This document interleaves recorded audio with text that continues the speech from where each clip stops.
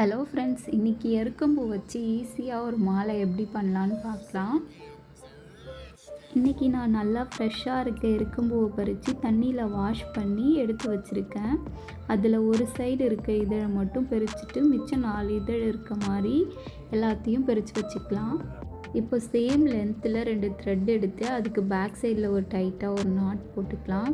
இப்போ 2 ஊசியும் சேமாக இருக்க மாதிரி வச்சு ஒரு எருக்கம்பூவை எடுத்து உள்ளே விடலாம். இப்போ அதே மாதிரியே எல்லா பூவையும் சேம் டைமில் ஊசிக்குள்ளே விடணும். அதே மாதிரியே ஒவ்வொரு பூவாக பண்ணிக்கிட்டே இருந்தால் அழகான எருக்கம்பூ மாலை ரெடி ஆகிடும்.